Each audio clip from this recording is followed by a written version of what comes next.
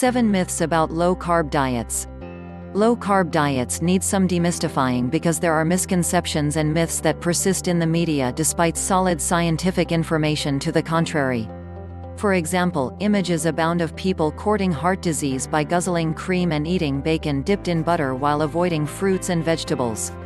But it is time for a reality check as to what can lead to poor health. The truth is that a low-carb lifestyle can focus on nutritious, healthy food, and it turns out that research into reducing carbs continues to show positive health benefits. From losing weight to improved outcomes for people with chronic diseases, there's a lot to love about low-carb diets. Here are the common myths about low-carb diets and the truth behind them. Low-carb means no carbs. Some people believe that you need to eat 0 carbohydrates on a low-carb eating program. You might read, for example, that low-carb diets attempt to eliminate carbohydrates. That's simply not the case. Here's the truth. Not one low-carb diet author advocates a 0-carb diet. Even Atkins induction, which is very low in carbohydrates, includes some carbohydrate. This phase is only meant to last 2 weeks for most people, and it can be skipped altogether, according to Atkins sources.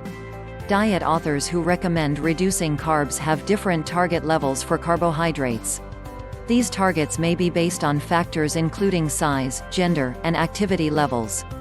Almost all low-carb diets call for carbohydrate levels to be adjusted to the individual. In many cases, low-carb eating plans recommend that you work with your healthcare team to get personalized recommendations.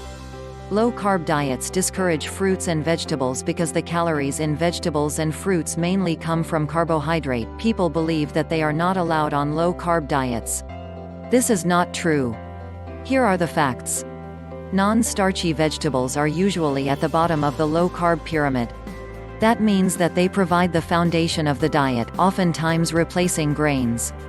People who follow a low-carb way of eating almost always eat more vegetables than the general population.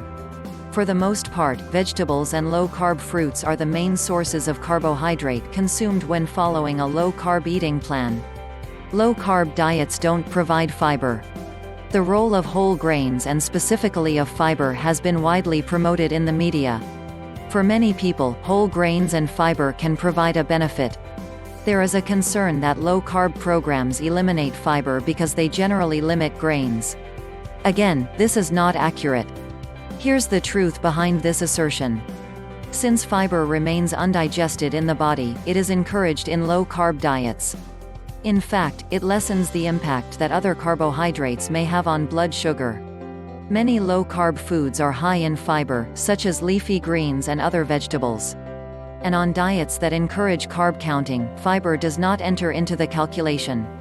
People eating low-carb diets get heart disease. There is some evidence regarding an increased risk for heart disease in people who consume diets high in saturated fat.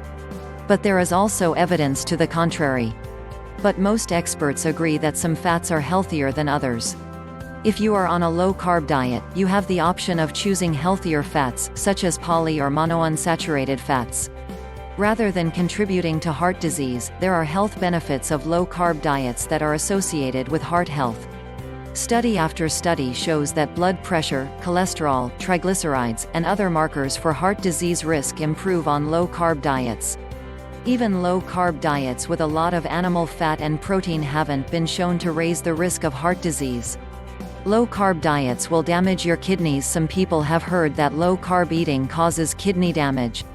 The reasoning here is that because people with kidney disease are usually encouraged to eat low-protein diets, a diet that is higher in protein will cause kidney disease.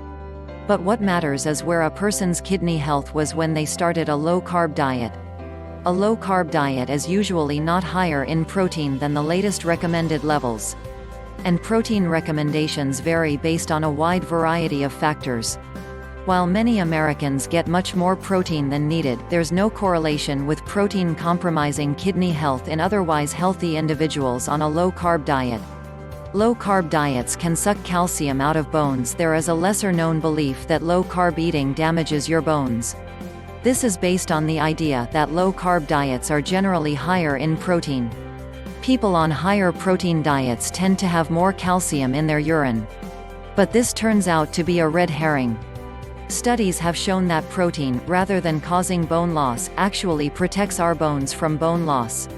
Thus low-carb diets can support bone health, even if they are relatively high in protein.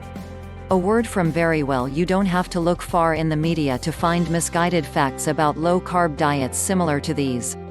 It's important for your health to go beyond the myths and find the best way to eat for your own health. A personalized approach to nutrition is always best, so consider different factors when choosing an eating plan. Talk to a registered dietitian and your healthcare provider to see how different eating styles will affect your health and your risk for disease. Then choose a program that you can stick to for the long term.